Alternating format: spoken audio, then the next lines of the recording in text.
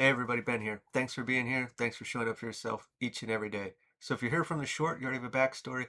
If not, our word was, what was it? Studio. And it was coming through as uh, creating a space to go after a goal or a dream, a desire that probably relates to a creative outlet of ours, which would be a great opportunity, a job in general. I mean, transform into that.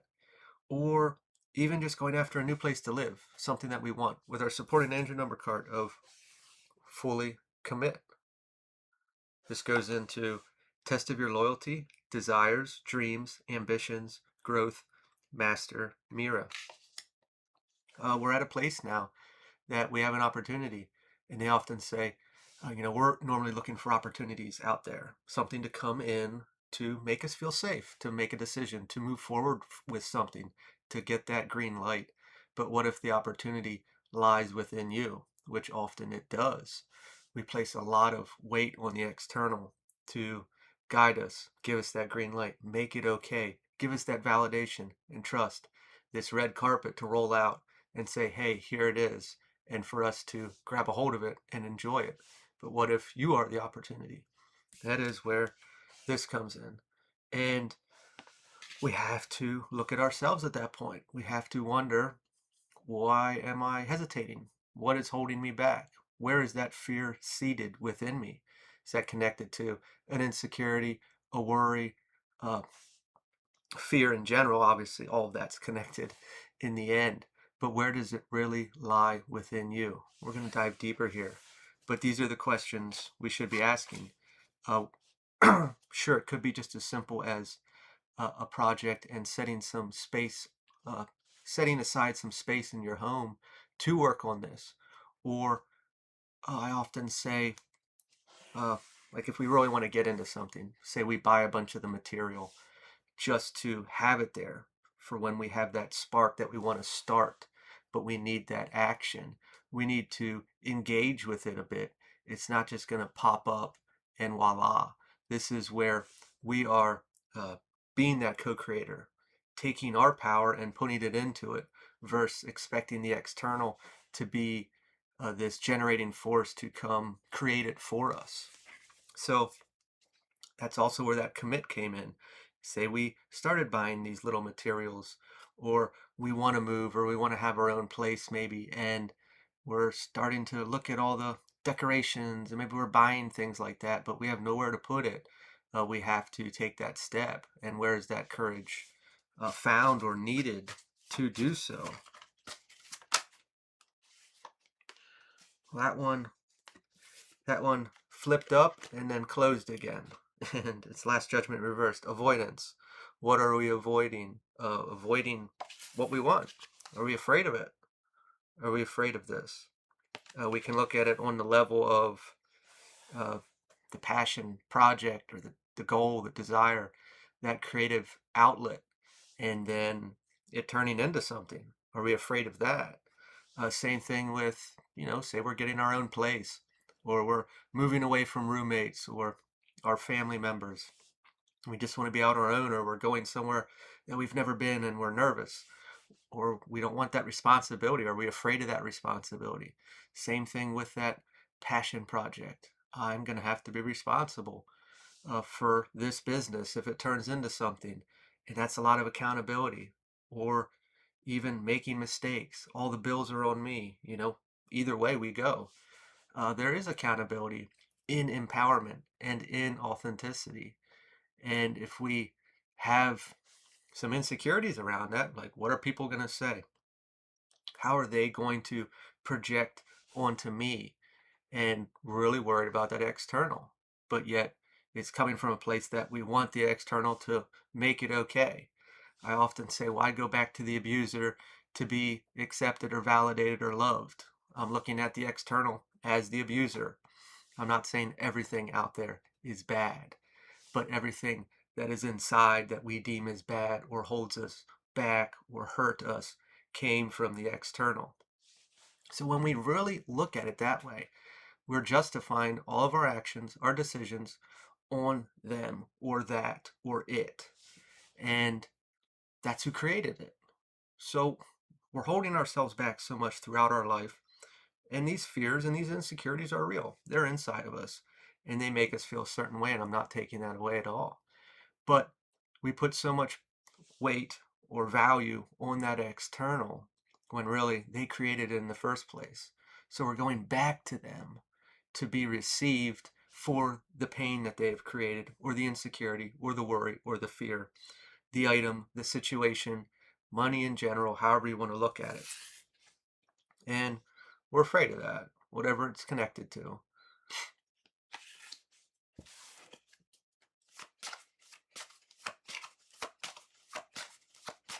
The same token, we can just look at it with universal law, energies in general, and being in that limbo. Hey, I really want this, but uh, that bit of action that I have to take, I'm afraid to let go of this worry, this fear, this insecurity. Queen of Swords reverse, harsh judgment. This is coming out as accountability. This is coming out as, hey, it's me. I was hearing that song, and I don't know who, before I started filming, and it's like, hey, it's me. I don't know the rest of it, but it's a woman singing, and it's like, hey, it's me. I'm right here, me again. And we're looking at that as the shadow, subconscious issues, or ego inside this little. I often picture it over here, and it's like tapping on its shoulders, like, hey, yeah, we're not going to do this.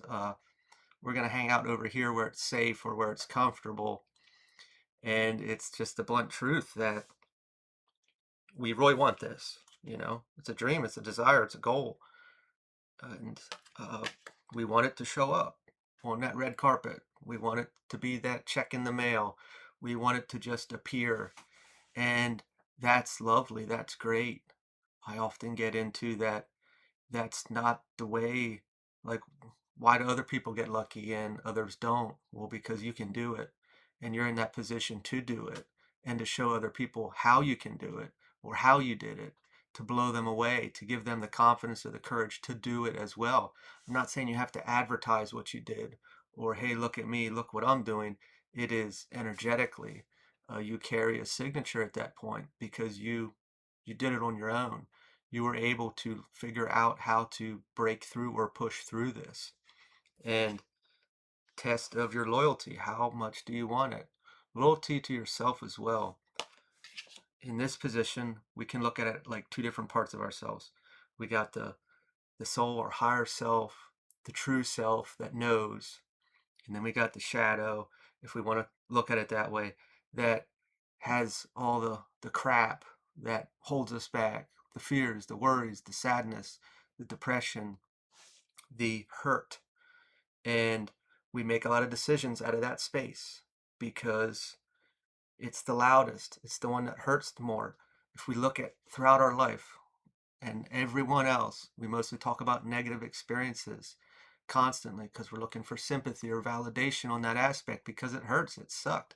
But how often are we constantly talking about positive experiences? It's easier to deal in the heavy, in the negative, and that individual, that part of us, makes decisions to stay safe, to get what it wants, to placate, to get its emotions fed, to keep it alive.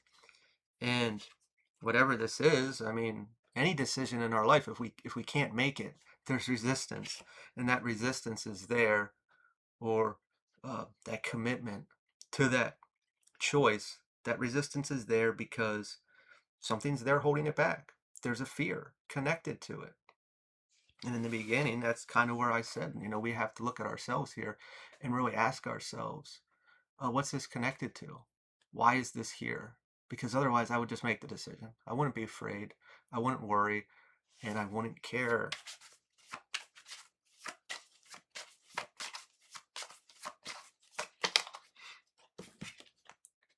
The Ace of Wands, new beginnings, whatever it is, releasing it, or that's so easy to say online. Yeah, just let it go. We can't just let it go. It's part of us. It's been there for however long, and it's our identity to an extent. It's a part of our identity. We believe that that is us, and it is real to us because we feel it. and it feels real and it hurts real, or the fear is real, whatever it is, the worry, the concern, it is real in us. And for me to just say, let it go, well, no, that's impossible. We can, I shouldn't say it's impossible. It's not impossible. In our mind at a time, it is. Uh, we can look at it and we can see it. And we can make better judgments. And the other side of this Queen of Swords is informed decisions. We can weigh these odds. And when we really know what the fear is, like if it's really real to us and we really figure out that it's connected to X, Y, or Z or whatever it is, we can look at that and we can compare this dream or this desire and this fear and be like, okay, this fear is, uh, I'm not making this decision because of this fear. And this fear I can justify in my mind that it's valid because of my wound or this worry, this insecurity, whatever it may be. But at what point do I say, well, it's not worth it to allow that to make a decision for me in this space because I can feel this in my bones that this is meant for me, or this is the next step in my life, or this is really going to bring me fulfillment. And going up against this thing that's kept me small or in this place or put me in bad toxic relationships or whatever it may have been, I'm going to go for it. And it's all there. But I don't know if I really got into it before, but that's like where that universal energy is. Like we're in this waiting game and all it's doing is giving us what we want. It is like, well, I'm in the middle stage, the limbo stage. I'm not taking action towards it, but I really want it. But I'm also being pulled on this side because of the fear. So that's where we got to take action. We can have the addresses, the town names, the material for the project, whatever it is, but it's that final step. Temperance reversed, disharmony. As I just said, we're in the middle here and we want to go this way, but we're also being pulled this way. Uh, it is that push and pull between that true self, the higher self, soul that knows who we are and what we want and all that.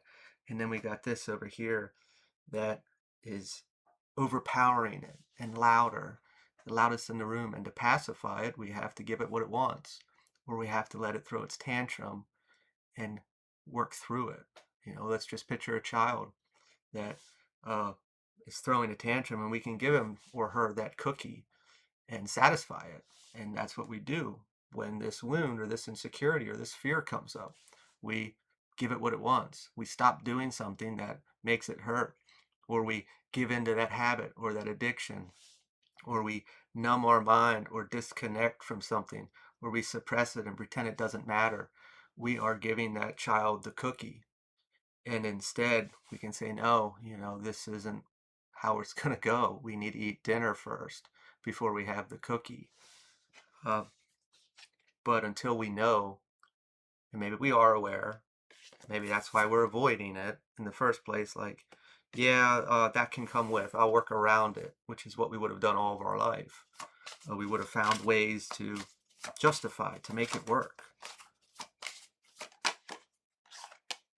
The Six of Swords, a brighter future.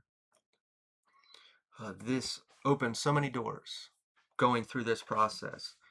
I'm not saying that this one thing is just going to be the only thing. There's usually a little bit more than just one thing. But when we really look at that original card, they're leaving with nothing. They're starting over.